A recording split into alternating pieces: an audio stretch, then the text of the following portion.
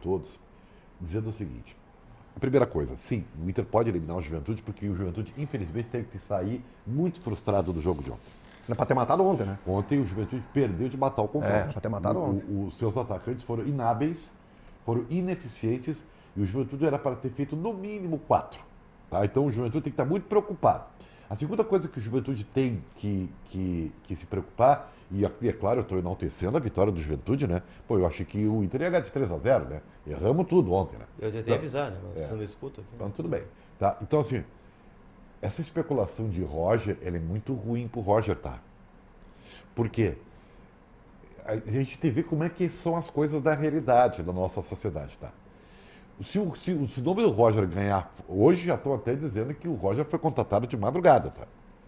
Então, assim, ó, tem que ter muito cuidado. Nesse momento isso é muito ruim pro Roger. Não, é muito ruim. Sabe por quê?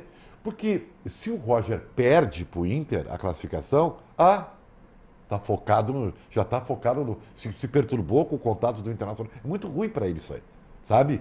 Então, cuidado com isso aí. Em segundo lugar, eu quero dizer para você o seguinte. Eu acho que a primeira manifestação do Anderson é o grande problema do Inter. O problema do Inter não é pontual. O problema do Inter é uma sequência de problemas, que eu brinco aqui que é a roda de Sansara, mas né? Estudem um pouquinho o conceito do que é a roda de Sansara. É um ciclo de eventos negativos que vai acabar só quando atingir o Inter não consegue. O Nirvana, não que consegue. É o título. E isso só vai acabar quando a gente tiver o título. Então, assim, o problema do Inter é uma sequência de frustrações e insucessos e equívocos de uma gestão inteira.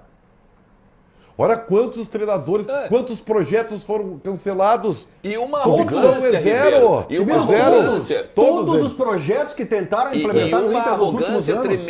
Uma arrogância tremenda. Tem inúmeras pessoas que falam, que tentam falar, olha só, quem sabe isso, quem sabe aquilo, e não são ouvidas. Inúmeras pessoas, e não é de hoje isso. Alexandre, mas já não está provado que tu tem que ouvir. E outra já aqui, não está provado que tu ir pela tua convicção. Olha só, tu quer ver como precisa explicação? Precisa explicação, por exemplo, o seguinte: qual a política de base que o Inter tem hoje? Qual a política de categoria de base que o Inter tem hoje? Porque, por exemplo, na primeira eleição que o presidente Alessandro Barcelos ele é eleito, ele disse que ele ia ter 40% da base no grupo. Ele não consegue isso, porque ele consegue perceber que com base 40% ele não vai longe, né? Então ele entrega o clube pro Edenilson, pro Patrick e companhia limitada. Na segunda gestão dele, ele se elege com o diretor da base, inclusive indo na rede social, dizendo que a base estava maravilhosa, que o Gustavo Grossi era um deus.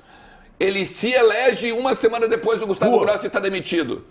Que política de base é essa? Por que o Julinho Camargo, por que o Julinho Camargo não tem ingerência na transição da base para o profissional?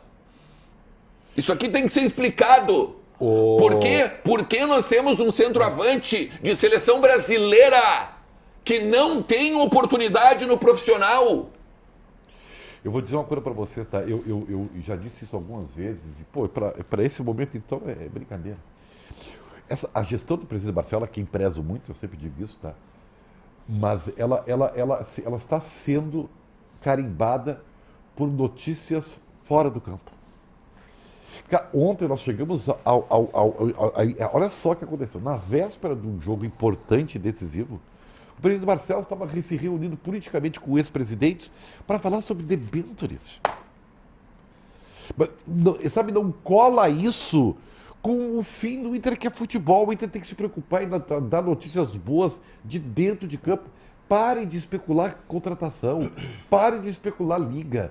Teve um momento que o presidente só estava enlouquecido pela liga, entendeu? O Inter tem que produzir coisas de dentro de campo.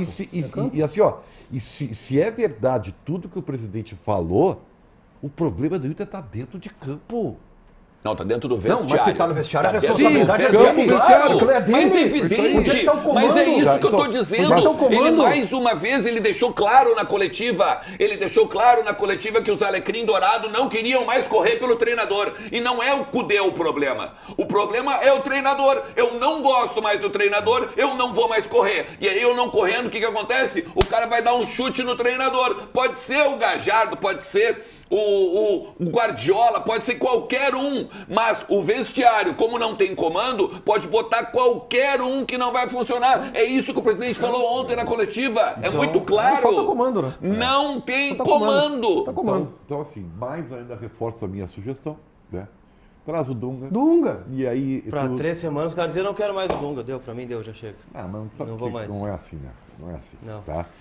Mas eu estou te dando uma sugestão. Dá a tua, qual é a tua sugestão? Minha sugestão é André Jardine. Tá lá no América do México, querido. O presidente disse que o problema não é financeiro, né?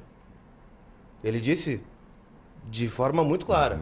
A contratação vai obedecer a critérios técnicos, não financeiros. Vamos falar sobre isso daqui a pouco. Vamos lá.